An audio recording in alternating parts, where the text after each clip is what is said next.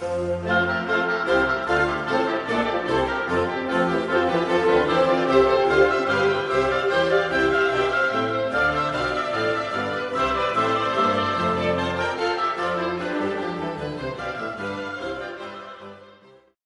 capítulo 20, versículos del 19 al 23.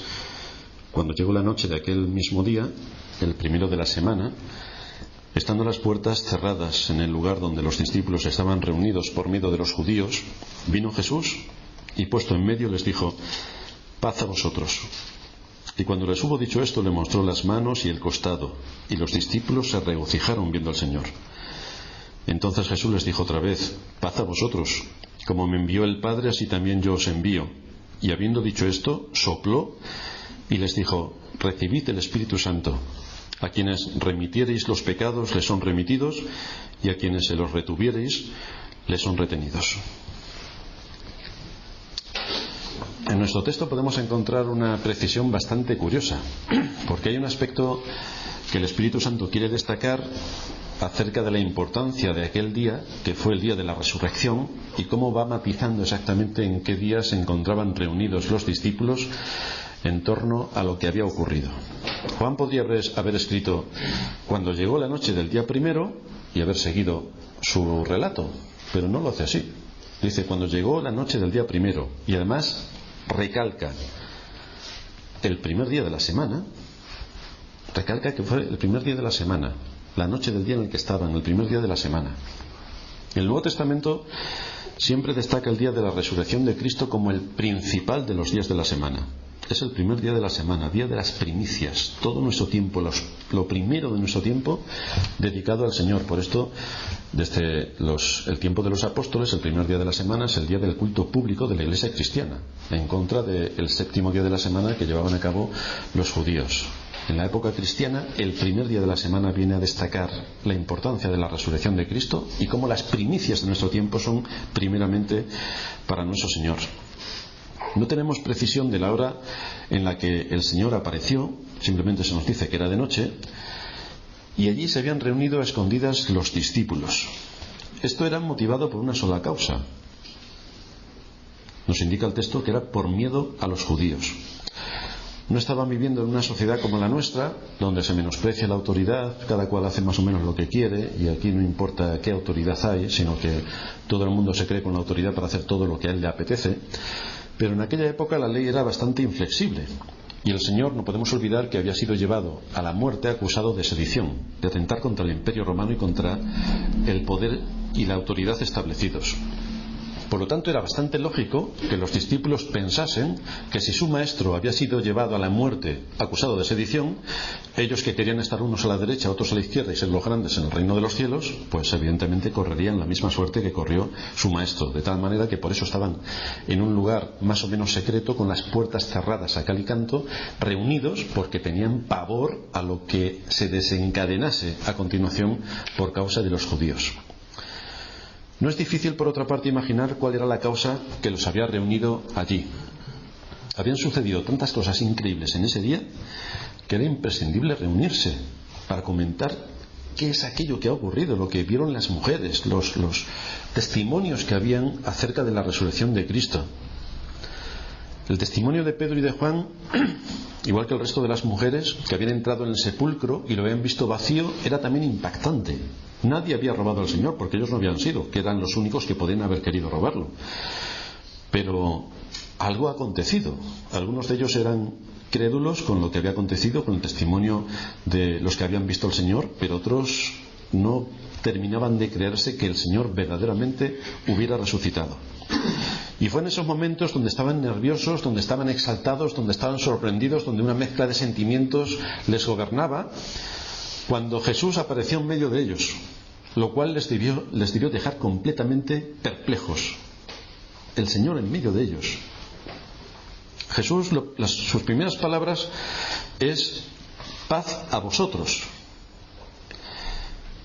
En absoluto el Señor se está refiriendo a que, como hay una gran dominación romana en aquel tiempo y por lo tanto están sometidos muchos pueblos a la autoridad del imperio, pues que Él va a traer por fin el reino que tanto estaban esperando los judíos, y es que vendría en su caballo blanco para destruir a las huestes de los soldados imperiales y así poder mantener otro imperio aparte del imperio romano. El Señor está hablando del estado del corazón y de la necesidad de buscar la paz con Dios. Paz a vosotros, la paz de Dios, la paz que ha vencido a los tres enemigos del hombre y que son enemigos del hombre en todas las épocas y a través de todas las culturas: la muerte, el pecado y Satanás, sus tres principales enemigos. Y cuando les hubo dicho esto, nos dice la Escritura que les mostró las manos y el costado, que son las evidencias de lo que le costó traer la paz a aquel que es enemigo de Dios, es decir, a nosotros como hombres. ¿Cuál es el precio que Cristo tuvo que pagar por nuestra paz? Pues pagó con su vida nuestra vida. Y por lo tanto, con su justicia nos imputó el que pudiéramos nosotros, que somos injustos, tener su justicia para poder presentarnos delante de Dios. Ahora bien, al decirles al Señor, al mostrarles el Señor sus manos y su costado, estaba queriendo decir más cosas todavía. Dos cosas al menos. Primero, que la persona que está en medio de ellos es Jesús. Ahí están las señales de sus manos y de su costado, que atestiguan como un testimonio fehaciente que él era el que estuvo colgado en la cruz. Por lo tanto, en la imaginación de aquellas personas, en muchos casos había la idea de que existían los fantasmas. Nosotros nos imaginamos los fantasmas con una larga sábana blanca y con una bola de hierro atada a los pies que arrastran por los castillos. En aquel tiempo no había castillos, o sea que los fantasmas tendrían que ser de otra manera. No sabemos qué idea tenían de los fantasmas, pero sí que muchos de ellos creían en los fantasmas. Por lo tanto, el Señor empezó a asegurar y a ratificar que el que estaba delante de ellos era Cristo, el que había sido crucificado, el que había estado 3 años y medio con ellos, el que nació en Belén. Soy yo. Y por lo tanto les enseña las heridas de los clavos y la herida del costado, que identifican que era verdaderamente Cristo. Un fantasma no tendría estas heridas, pero Cristo sí. Por lo tanto, en segundo lugar, lo que está manifestando el Señor de forma rotunda es que Él tiene un cuerpo real, que no es un espíritu, no es un fantasma, tiene un cuerpo real, y por esa razón está delante de ellos, para que ellos puedan tocar con sus manos y ver quién es el que está delante de ellos. Lucas proporciona el mejor comentario acerca de este pasaje de Juan. Vamos a irnos a Lucas capítulo 24 y veremos aquí cómo los discípulos no se regocijaron de inmediato. No. Primero, cuando le vieron frente a ellos, de repente se asustaron porque pensaron que efectivamente estaban viendo un espíritu. Lucas 24, 36. Mientras ellos aún hablaban de estas cosas, estaban reunidos allí con las puertas cerradas a cal y canto, Jesús se puso en medio de ellos y les dijo: paz a vosotros. Entonces, espantados y atemorizados, pensaban que veían espíritu. Pero Él les dijo: ¿por qué estáis turbados y vienen a vuestros corazones estos pensamientos? Mirad mis manos y mis pies, que yo mismo soy. Palpad y ved, porque un espíritu no tiene carne ni huesos, como veis que yo tengo. Y diciendo esto, les mostró las manos y los pies. Y como todavía ellos de gozo no lo creían y estaban maravillados, les dijo: ¿tenéis aquí algo de comer? Entonces le dieron parte de un pez asado y un panal de miel, y él lo tomó y comió delante de ellos. Un espíritu no puede hacer esto. Un espíritu no coge pez y miel y lo ingiere. Pero el Señor quiso hacer una demostración bastante evidente de que el Cristo que estuvo crucificado en la cruz era el mismo que estaba delante de ellos, con su cuerpo glorificado. El Señor vuelve a repetir en nuestro texto, el versículo 21. Entonces Jesús les dijo otra vez: paz a vosotros. Como me envió el Padre, así también yo os envío. La Escritura habla en varias ocasiones de la proclamación de la palabra de Dios como el Evangelio de la paz. Es lo que anunciamos, el Evangelio de la paz, el Evangelio que trae al mundo que es enemigo de Dios la paz de Dios mismo. Al mismo Señor recordaréis que se le da el nombre de Príncipe de Paz. Jerusalén es la ciudad de la paz, y es la paz que viene a traer el Evangelio al hombre que está en guerra consigo mismo y en guerra contra Dios. No olvidemos que el hombre es un enemigo natural de Dios. Es un enemigo. No quiere nada de lo que tenga que ver con Dios. No quiere oír de Dios. No quiere acercarse a Dios. Lo aborrece con todo su ser. Y a pesar de esa situación, Cristo vino a hacer la paz entre el hombre pecador y el Dios 3 veces santo. De manera que las evidencias de las Escrituras nos confirman continuamente cómo es imposible que el hombre se pueda acercar a Dios porque es muy inteligente y entonces decide seguir a Cristo. No, es que el hombre es un enemigo natural de Cristo. Es que no quiere saber absolutamente nada de Dios, ni de su palabra, ni de nada que le lleve a pensar en Dios. Por eso niega la creación que haya sido hecha por Dios. Por eso niega que Dios tenga algo que ver en todo lo que envuelve la naturaleza humana. Sin embargo, Cristo vino para hacer la paz entre el hombre pecador y el Dios 3 veces santo. Y es por medio de Cristo que nosotros podemos tener paz con Dios. Dice el apóstol Pablo: justificados pues por la fe, tenemos paz para con Dios, por medio de nuestro Señor Jesucristo, que es quien vino a hacer la paz entre dos posturas irreconciliables. De manera que este Evangelio de la paz debe ser también anunciado por aquellos que son discípulos de Cristo. El Señor le dijo a sus discípulos algunas de las tareas que tenían que hacer, y nosotros como discípulos de Cristo también tenemos que tomar nota de aquellas tareas que nos son apropiadas hacer. Llegamos al versículo 22 y 23, y es que cuando el Señor hubo dicho esto, hablándoles de la paz y de cuál era su propósito, les dijo: recibid el Espíritu Santo. A quienes remitiereis los pecados les son remitidos, y a quienes se los retuviereis les son retenidos.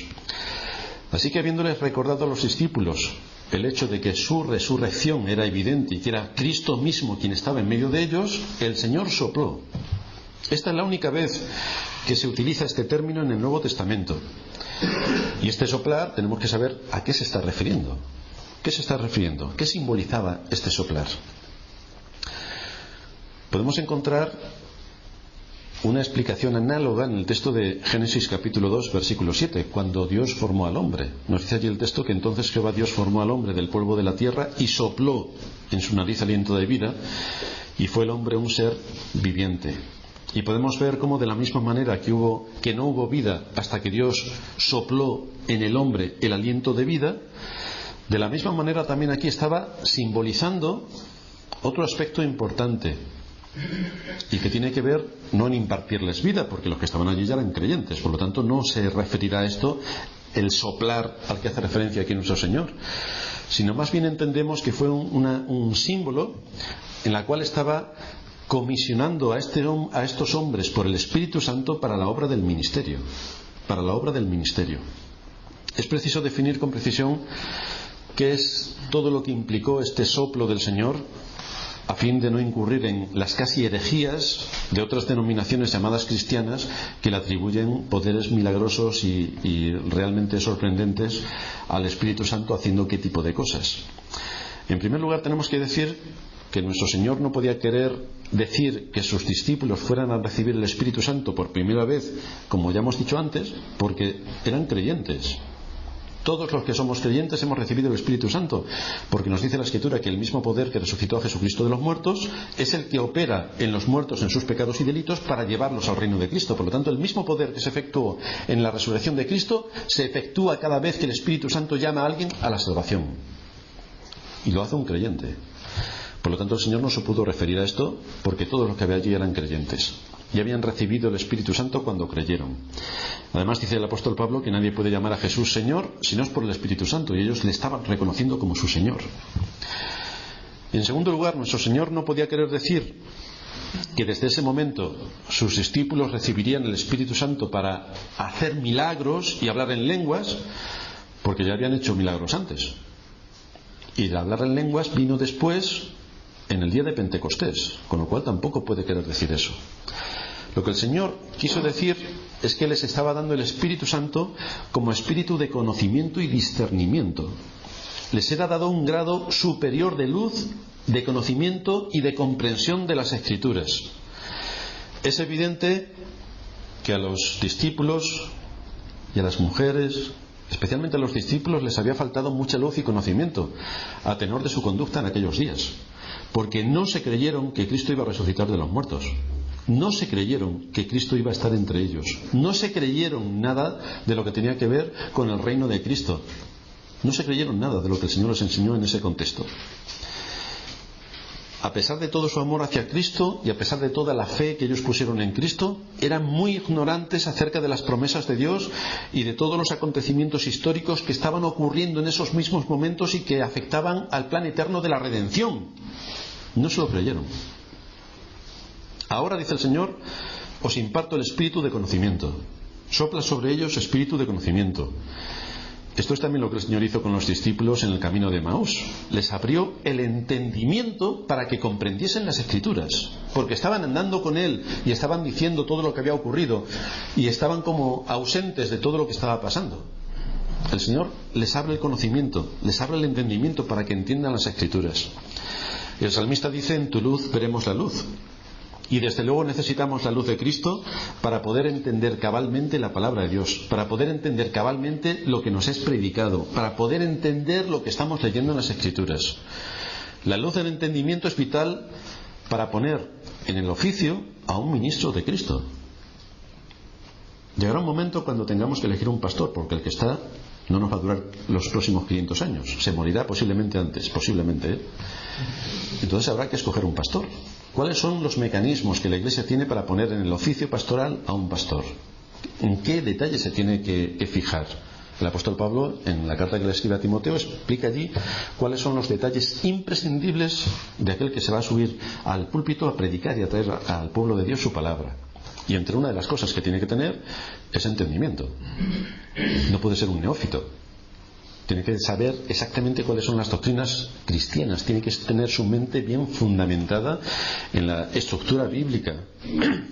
Así que nuestro Señor es lo que estaba haciendo, es dando un espíritu de conocimiento a sus discípulos. De ahí que el profeta dice que el don de Dios en medio de su pueblo es que les va a dar ministros que les apacienten con ciencia y con inteligencia. Ahora, si cogemos este parámetro que nos enseña la Escritura de apacentar al pueblo de Dios con ciencia y con inteligencia y lo pasamos por el resto de iglesias, vamos a ver que hay superstición, milagrería, palabrería, charlatanería. Pero lo de ciencia e inteligencia parece que no encaja mucho con las iglesias de nuestros días.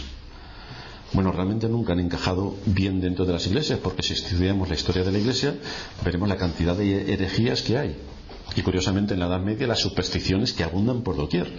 Y llegamos a la Edad Contemporánea y las supersticiones tienen casi más valor todavía que las que tenían en la Edad Media dentro de la Iglesia protestante que salió de la Iglesia católica, que era corrupta en grado sumo. Pues aquí tenemos otra vez las supersticiones de todo lo que envuelve el contexto cristiano. El don de Cristo a su iglesia y el don de Cristo que estaba impartiendo a los suyos era el poder llevar a cabo la obra del ministerio. Y este es el don imprescindible que necesita cualquier iglesia cristiana que quiera servir a Dios en medio de su generación.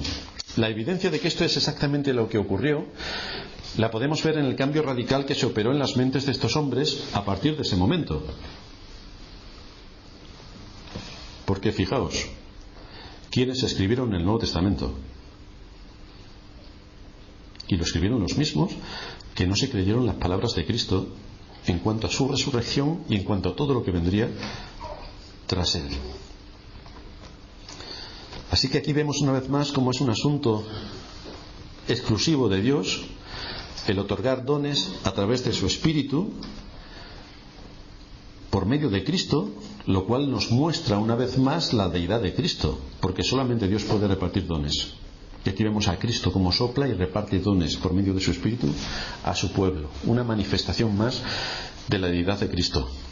Por otra parte, en estas palabras de nuestro Señor, estando los discípulos en esta situación de desazón, de sorpresa que había en sus corazones, quizá también de tristeza y de vergüenza por haber abandonado a su Maestro en unos momentos tan críticos, mostrando una conducta enormemente cobarde y reprochable, el Señor también quiso restaurar la confianza de ellos y que le mirasen a Él para llevar a cabo la obra que les iba a ser encomendada, que no era otra cosa, ni más ni menos, que la predicación del Evangelio. El que por la predicación del Evangelio almas pudieran ser llamadas de las tinieblas a la luz, que pecadores pudieran ser llevados a la salvación. Esta es una de las, yo diría que es el oficio más grande que puede haber en la tierra. De manera que este soplar simbolizó un don específico del Espíritu Santo que lo iban a ejercer los oficiales para cumplir con el deber que tienen encomendados dentro de la Iglesia. Aquí tenemos que hacer un par de matices que lo iremos desarrollando en el transcurso de la exposición. Pero esto implica que la palabra tiene que ser predicada con rigor y sometida a la autoridad que la misma palabra tiene y que otorga a los ministros de Cristo. En el ejercicio de su ministerio, a los oficiales de la Iglesia les corresponden diversas responsabilidades y una de ellas es la de impartir disciplina. Pero eso aquí se nos va a hablar de atar los pecados, de retener los pecados o de perdonar pecados. Este es un asunto que corresponde al ministerio de la Iglesia.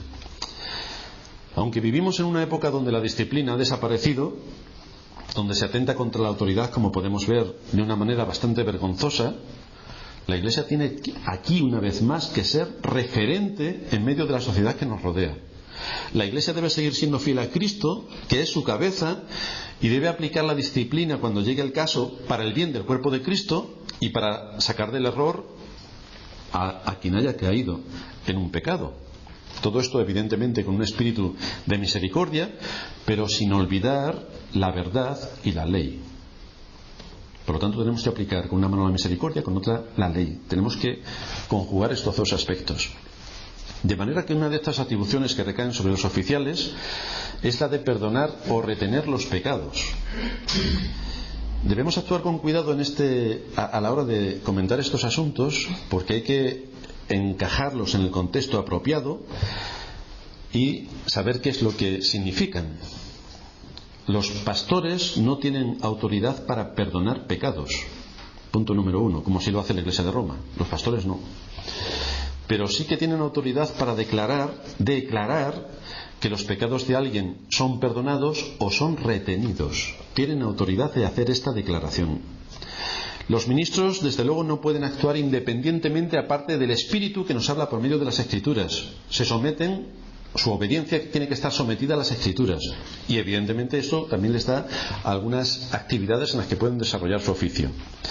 Pero fijaos cómo de la misma manera que los sacerdotes del antiguo pacto declaraban quiénes eran puros y quiénes eran impuros, y solamente había que observar y ver si alguien era puro o era impuro de acuerdo a una serie de circunstancias, los ministros del nuevo pacto también asumen esa misma autoridad dentro de la Iglesia. Asumen cómo pueden declarar el perdón de los pecados o retener los pecados. Pero fijaos que no es algo arbitrario. Los ministros de Cristo no pueden actuar a expensas de la palabra de Dios, sino que se deben someter con mucho cuidado a la autoridad que las Escrituras tienen y a la delegación de esa autoridad que las Escrituras les confieren. Debemos tener cuidado para no deducir que el Señor estaba dándoles autoridad a sus ministros para perdonar pecados, porque solo Dios perdona pecados, solo Dios. Malinterpretar un texto como este nos llevaría a la confesión auricular tan enseñada y practicada por los romanos. Pero es que nosotros no somos romanos, no somos católicos romanos. El Señor quiere decir que sus ministros tienen una autoridad delegada por Él mismo para declarar perdonados los pecados cuando se actúa en consecuencia y en consonancia con los principios bíblicos que establecen qué mecanismos hay que seguir para obtener el perdón, para restituir el agravio, y todo envuelto en un espíritu de arrepentimiento, como se nos enseña en Mateo 18, que es el texto que leíamos en la introducción. Por ejemplo, si tenemos una persona en la Iglesia que por sus causas particulares se niega rotundamente a mantener comunión con otro de los miembros de la Iglesia, debemos empezar a aplicar los procedimientos que nos enseñan las Escrituras. Es decir, hay un hermano en la Iglesia que no quiere ningún tipo de relación con otro hermano de la Iglesia y ni se habla con él. Pues vamos a ver qué nos dicen las Escrituras. Lo primero, según Mateo 18, es que debe ser amonestado en privado.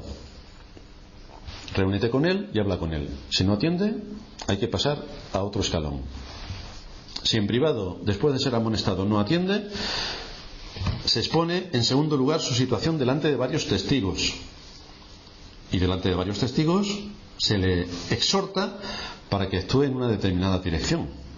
Si se niega a restablecer la comunión con el hermano a quien está ofendiendo, se expone delante de toda la Iglesia para ser amonestado. Si no desiste de su conducta, es excomulgado directamente. Es decir, la Iglesia tiene poder para no perdonarle los pecados. por eso los comulga. Tenle por gentil y publicano, un impío, a la calle. Porque no es lógico, no es de sentido común, no es bíblico que alguien que se llama cristiano mantenga una actitud de reproche y de repulsa contra otro hermano de la congregación. Eso es indigno de un cristiano, tiene que arreglar sus temas. Hay hermanos que nos gustarán mucho más y hermanos que nos gustarán mucho menos. En la fe, seguramente que quienes tenéis muchos hermanos, hay unos hermanos que os gustan más y otros hermanos con quien mantenéis una situación un poco fría, pero son vuestros hermanos. Con lo cual hay que atenderles en todas sus necesidades y darles todo lo que pueden necesitar, independientemente de si yo los quiero más o los quiero menos. Pues es lo mismo ocurre en esta gran familia que es la Iglesia. Tendré más afinidad con unos hermanos y tendré más contacto con unos hermanos, pero mi relación como hijo de Dios, dentro del pueblo de Dios, debe mantener unos mínimos de educación, de amor y de cortesía para todos los hermanos por igual. Y esto es lo que aquí se está tratando. Este es el trámite, por tanto, que las Escrituras nos indican que debemos asumir desde el ministerio de la Iglesia, bajo este protocolo que se debe llevar a cabo, de manera que es en ese contexto cuando la Iglesia, por medio de sus ministros, tiene el poder para perdonar los pecados. Si hay arrepentimiento, se restituye la situación y vuelve a la relación común y normal con los hermanos, o si se niega a seguir en esa situación, la Iglesia tiene todo el poder para declararlo un impío y por lo tanto no se le perdonan los pecados y por lo tanto es excomulgado fuera de la Iglesia. Fijaos de qué manera la Iglesia, por medio de sus oficiales, solo tiene derecho a declarar que los pecados son perdonados o retenidos cuando se actúa en consonancia y en armonía con la palabra de Dios. No porque alguien aquí que se crea muy listo va a perdonar o no perdonar pecados de acuerdo a lo que él independientemente crea. Cuidado que este es un tema muy delicado y podemos caer en herejías como las que tienen otras denominaciones. Para no confundirnos debemos recordar, en primer lugar, que en la Escritura la facultad de perdonar pecados siempre es una prerrogativa de Dios. Dios, únicamente Dios, perdona pecados. Cristo, como Dios, perdonó pecados. Y Cristo puede perdonar pecados porque es Dios. Los judíos mismos le reconocieron al decir en Mateo 2:7, ¿quién puede perdonar pecados sino solo Dios? Los mismos judíos estaban reconociendo que exclusivamente Dios es el que puede perdonar pecados. En segundo lugar, el lenguaje del Antiguo Testamento nos muestra que los profetas estaban en esta misma situación que luego estuvieron los apóstoles y que estamos el resto de ministros. Pero las cosas no ocurrían, no venían a la realidad porque ellos ejercían la autoridad para que ocurrieran las cosas, sino que ocurrían cuando eran comisionados por Dios para que hablasen en su nombre. Por lo tanto, los ministros del Nuevo Pacto, cuando hablan en nombre de Dios, en base a las Escrituras, no en base a sus mentes y a sus ideas arbitrarias, sino tomando el fundamento de las Escrituras y en consonancia con lo que podría pensar todo el pueblo de Dios, pueden actuar también en consecuencia. En Jeremías 1:10 se nos dice: mira que te he puesto, le dice el Señor a Jeremías, mira que te he puesto en este día sobre naciones y sobre reinos para arrancar y para destruir, para arruinar y para derribar, para edificar y para plantar. Entonces Jeremías, haciendo lo que hacen los pentecostales, pues se lió allí a arrancar y a desarrancar, hizo todo porque el Señor le había dicho esto. Pues Jeremías, como no era pentecostal, no hizo nada de todo esto. Jeremías no tenía el poder para arrancar y destruir simplemente. Dios le iba a usar por medio de la predicación de su palabra para cumplir ese propósito. De la misma manera, los pastores no tienen en sí mismos el poder de perdonar pecados porque ellos quieran perdonarlos, sino que declaran en nombre de Cristo y en sintonía con las Escrituras cuando esto está ocurriendo y cuando esto se puede dar. Pero tiene que estar en armonía con las Escrituras, en armonía con la Iglesia y en armonía con todo lo que Dios plasma en su palabra. En tercer lugar, no encontramos ni una sola vez en todo el Nuevo Testamento a un apóstol que asuma la capacidad de perdonar pecados. Nadie lo hace. Ya sabemos que hoy abundan los apóstoles que lo hacen. Los de verdad no lo hicieron. Ellos declaraban en sintonía con las Escrituras cuando esto era así, pero no perdonaban los pecados en sí mismos. No lo perdonaban porque ellos tuviesen el poder para perdonarlos, sino que declaraban: si tú haces esto, morirás. Y evidentemente es lo que ocurría. Cuando Pedro dijo a Cornelio en Hechos 10:43, de este dan testimonio todos los profetas que todos los que en él creyeren recibirán perdón de pecados por su nombre, es exactamente lo que estaba haciendo. Estaba anunciando el perdón de pecados. y que todos los que creen en Cristo tienen el perdón de sus pecados. Por lo tanto, estaba declarando una verdad bastante taxativa, como lo que se anuncia desde los púlpitos de las iglesias cristianas. O cuando Pablo le dijo al carcelero de Filipo: cree en el Señor Jesucristo y serás salvo tú y tu casa, estaba cumpliendo también con la misión encomendada de declarar a quienes les eran perdonados los pecados: cree en Cristo y tus pecados serán perdonados. Es una declaración: cree en Cristo y tus pecados serán perdonados.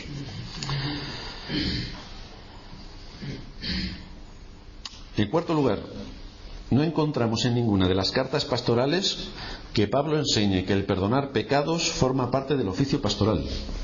No lo encontramos. Por lo tanto, nos sorprende lo de la confesión auricular de la Iglesia de Roma, porque Pablo jamás enseñó esto. En quinto lugar, debido al propio pecado del hombre, imaginaos lo que se puede ganar perdonando pecados. Es decir, ¿cómo construyó la Iglesia de Roma la Basílica de San Pedro? Allá llegó el monje Tetzel y dijo: poned el dinero en el arca, y en el mismo momento en que el dinero toque el fondo del arca, el alma de vuestros difuntos que estará en el infierno o en el purgatorio pasa al cielo. Vaya negocio. El negocio que habría si los pecados realmente pudieran ser perdonados por los hombres. Este fue el caso también de Simón el Mago, cuando estaba reclamando para sí también la imposición de manos y poder dar el Espíritu Santo, que lo quería comprar por dinero. Fijaos cuánto dinero se podría ganar haciendo este tipo de cosas. En sexto lugar, esta es evidentemente una de las actividades centrales de la Iglesia de Roma, y como hemos visto a lo largo de la historia, usan este supuesto poder para comerciar con la salvación de una manera vil, y nos quedamos ahí. Pero lo que ocurre con esto es que apartan a las almas de Cristo, porque solamente los ricos pueden entrar al reino de los cielos, que tienen dinero para poner y comprar el perdón de pecados, y por lo tanto mantienen en las tinieblas y en la superstición al resto del pueblo. Los llevan directamente a las puertas del infierno, a pesar de que ellos dicen que predican a Cristo, pero están llevando a la gente a las puertas del infierno. La Iglesia solamente puede declarar lo que Dios ya ha hecho, solamente lo puede ratificar. Por eso leemos: si perdonáis los pecados a alguien, le son perdonados, es decir, le siguen siendo perdonados. Y si retenéis los pecados a alguno, le son y le siguen siendo, está en presente, retenidos. Está hablando de una forma verbal para que sepamos que no es la Iglesia o los pastores los que tienen la autoridad para perdonar el pecado, sino que le viene concedido por Dios de forma delegada y que tiene que estar en sintonía con todas las enseñanzas de las Escrituras. Pero quisiera hacer unas aclaraciones más respecto a lo que nos indica este texto, para no irnos tras la corriente de este mundo o la moda religiosa del momento y errar en nuestro conocimiento de las Escrituras y de la honra que le debemos a nuestro Señor. Cualquiera podría deducir de lo que aquí se otorga a los discípulos de Cristo, que luego serían sus apóstoles, que esto que les dio a ellos en ese momento concreto y de forma particular es transferible a todos los que vayan a ocupar un puesto en el ministerio. Y tenemos que decir que Cristo no transfirió a los descendientes espirituales de los apóstoles todo lo que este soplo de conocimiento y de autoridad sopló sobre los apóstoles, porque eso solamente se lo quedaron ellos. Los apóstoles poseían ciertas atribuciones para el ministerio que fueron intransferibles. Por ejemplo, en primer lugar, tenían el don de declarar el Evangelio sin error, es decir, de forma infalible. Eso fue lo que Cristo sopló sobre sus discípulos. Por eso decía antes que ellos nos han dejado el Nuevo Testamento. Ellos escribieron sin error la palabra de Dios. Cualquiera de nosotros, por muy inteligente que nos creamos, que nos podamos escribir ni tan siquiera un sermón, puede pasar el filtro absoluto al 100% de las Escrituras y de la palabra de Dios, porque posiblemente tengamos más de un error en el sermón, aun con nuestra buena voluntad y decir todo lo que hemos estudiado. A pesar de eso, tendremos un error en el sermón. Por lo tanto, solo los apóstoles tuvieron el don de declarar el Evangelio sin error, de forma infalible. Nos dice la Escritura que la Iglesia está fundada sobre los profetas y apóstoles. no sobre los que vinieron después, 17 apóstoles posteriores y luego los papas y luego cuando llegaron los pentecostales que pusieron también su carga de apóstoles. Entonces ya tenemos toda la revelación. No, los profetas y apóstoles, y la principal piedra del ángulo fue Jesucristo, y se acabó, ya no hay nada más que añadir. En segundo lugar, tenemos que decir que confirmaban su enseñanza por medio de milagros, los apóstoles. Cuando la enseñanza quedó completa y murieron, se acabaron las señales extraordinarias que les daban la autoridad para ejercer la enseñanza. Se acabó. Y si alguien niega nuestra afirmación de que eso se acabó, estaríamos encantados de ver cómo podemos ir a un cementerio y que resuciten a 100 a la vez, y de irnos al Hospital de la Paz y en vez de que entren todos los enfermos que entran y los 15 pisos que hay de enfermos, que vayan sanando enfermos y que todos salgan. El gobierno se lo agradecerá y nosotros nos ahorraremos un montón de impuestos en la sanidad. Entonces, por favor, que vayan corriendo, si puede ser hoy, a hacer todas las sanidades que dicen que hacen. Como no hacen nada, podemos ver que son unos mentirosos y unos blasfemos y que deshonran a Dios y al Evangelio. En tercer lugar, también vemos de una manera especial para los apóstoles cómo Dios les capacitó de tal manera que podían discernir los espíritus de sus contemporáneos. Es decir, casos como el de Ananías y Safira fueron detectados rápidamente y fueron enviados a la muerte. Y hoy creo que si alguien se propone llevar a cabo semejante actuación, sería para condenarlo tajantemente, porque nosotros no podemos discernir los espíritus. ¿Quién es salvo y quién no es salvo? Por sus hechos los conoceréis, y nosotros por los hechos podemos conocer más o menos, pero nosotros no podemos pasar de la línea que podemos ver por los hechos. No podemos ver lo que hay en el corazón, ni cuáles son las motivaciones, ni hacia dónde va la gente. Todo esto entra dentro del secreto de esa persona con Dios y no podemos ver nada más. Por lo tanto, no podemos discernir los espíritus en ese sentido. En cuarto lugar, los ministros actuales no son sucesores de los apóstoles, sino de Timoteo, de Tito y de todos aquellos a quienes el apóstol Pablo enseñó. De eso sí que somos sucesores. ¿Y qué se nos insta? Se nos insta a guardar fidelidad a las Escrituras, a pelear la batalla como buen soldado de Jesucristo, a mantener viva la fe, a hacer profesión de la buena fe, como hizo el Señor delante de Poncio Pilato. Esta es la línea donde venimos, de Timoteo y de Tito. Esa es nuestra línea. Y ahí tenemos que seguir profundizando. Pero los apóstoles son una categoría aparte, son el fundamento de la Iglesia, y nosotros no. Nosotros simplemente somos los seguidores, los que transmiten las verdades que ellos nos dejaron plasmadas en las Escrituras, pero ni por asomo podemos estar en el mismo lugar que ellos.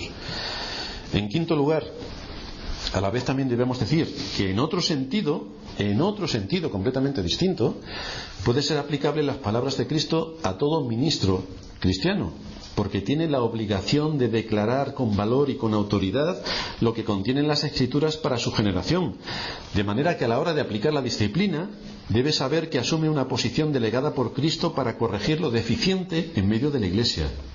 Pero hermanos, para corregir lo deficiente en medio de la Iglesia necesitamos una persona con autoridad. Porque si es un amiguete o alguien a quien nosotros no le vemos que está capacitado para el puesto, ¿con qué autoridad me va a venir a decir qué pecados tengo que corregir? Si lo tengo por menos que nada. Muchos entienden que los que se suben al púlpito deben ser buenas personas desde la perspectiva humanista y buenista del mundo. Se equivocan completamente. Tienen que ser íntegros delante de Dios, fieles delante de Dios y con firmeza a la hora de aplicar las Escrituras. Y desde luego tienen que tener carácter, porque si no tienen carácter, en una iglesia grande se lo comen, se lo meriendan. Por lo tanto, tiene que saber poner cada cosa en su sitio y hacerlo con autoridad y con firmeza, con mucho amor, pero desde luego con firmeza, sabiendo cómo tiene que gobernar y dirigir al pueblo de Dios. Dice Calvino, cuando Cristo insta a los apóstoles a perdonar los pecados, no les otorga algo que le pertenece a Él exclusivamente. El perdón de los pecados es prerrogativa suya. No delega este honor a los apóstoles, solo les insta a proclamar el perdón de los pecados en nombre de Cristo, para que por medio de ellos Cristo reconcilie a los hombres con Dios. Y esto es lo que hacemos también cuando predicamos el Evangelio. Queremos reconciliar a los hombres con Dios. Queremos que los hombres vengan a Cristo. Queremos que sus pecados sean perdonados. Y en ese contexto sí se está dando también el propósito que tiene el ministerio cristiano, el llevar a los hombres a Cristo para el perdón de sus pecados. Todo esto nos muestra el cuidado que debemos tener para no conceder a los ministros una autoridad que Cristo jamás les dio. Pero cuidado, porque Dios sí que les ha dado autoridad delegada para cumplir y llevar a cabo sus propósitos en medio de la Iglesia. Cuando uno de los miembros del cuerpo está fuera de su lugar, no podemos esperar otra cosa sino la disfunción del cuerpo que le llevará a la muerte. Y los ministros y los pastores están puestos para que el cuerpo coordinadamente funcione y que todos lleguemos al propósito y a la meta que tenemos delante de nosotros.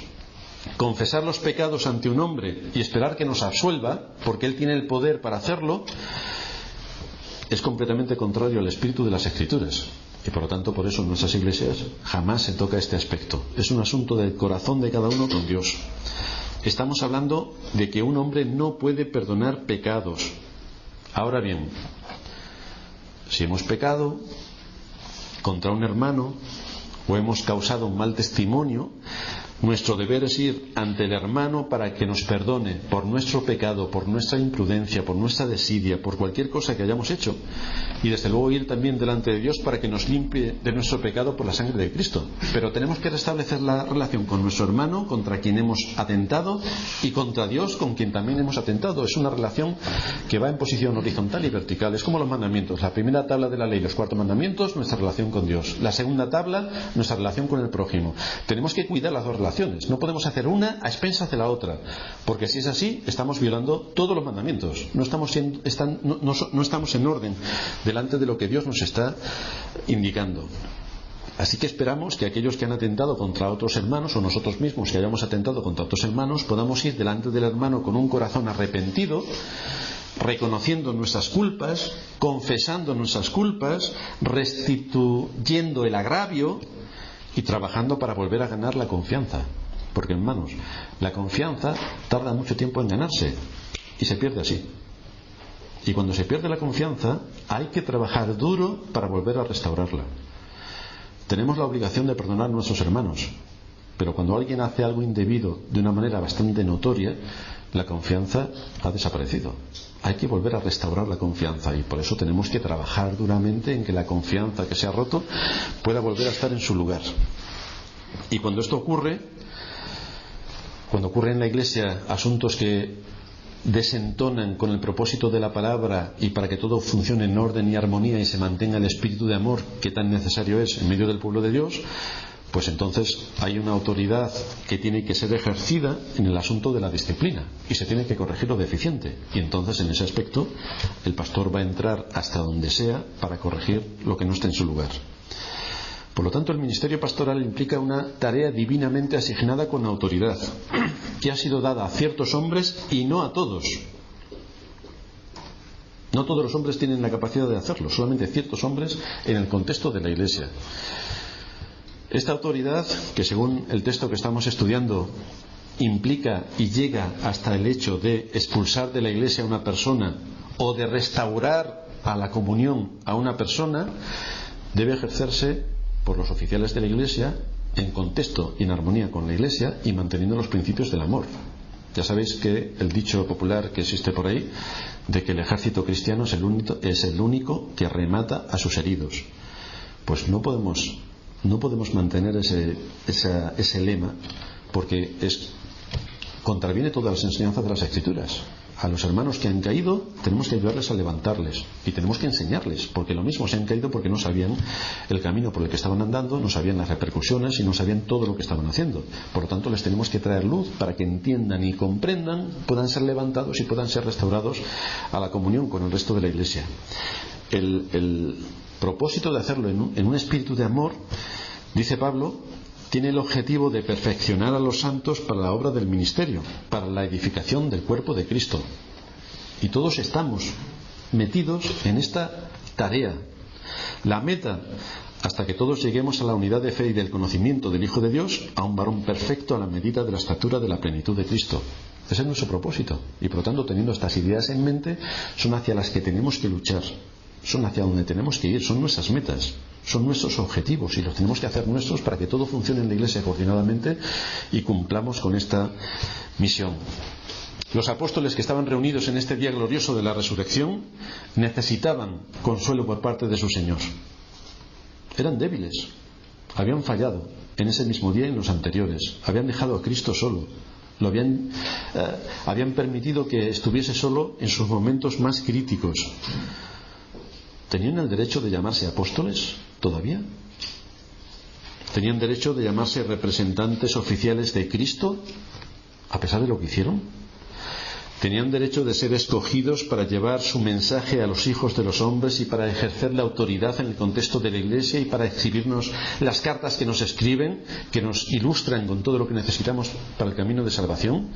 ¿Tenían derecho para todo esto? Después de ser unos cobardes, después de huir, después de negar la resurrección de Cristo, después de ser unos incrédulos, ¿tenían derecho? Pues fijaos cómo el Señor resucitado pronuncia estas palabras de aliento y cómo les delega su autoridad y cómo sopla sobre ellos el Espíritu para que realmente entiendan las Escrituras y para que sean nuestros maestros, el fundamento de la Iglesia, que nos sigue enseñando y nos sigue mostrando cuál es el camino por el que la Iglesia debe seguir andando. De manera que aquí tenemos una buena enseñanza para no dejarnos arrastrar por el error o por nuestro corazón que se resiste a la autoridad, menospreciando lo que Dios mismo ha establecido, y desde luego para centrar el Evangelio de Cristo en su contexto apropiado dentro de la Iglesia, con el propósito de que todos seamos edificados y de que todos podamos seguir adelante y de que todos podamos ser confortados por las palabras de Dios y de que todos podamos asumir como nuestra esta enseñanza de las Escrituras, que hará que prosperemos a nivel espiritual, creciendo en el conocimiento y en la fe delante de Dios, y que también seamos útiles a la generación donde nuestro Dios nos ha puesto. Vamos a terminar en oración.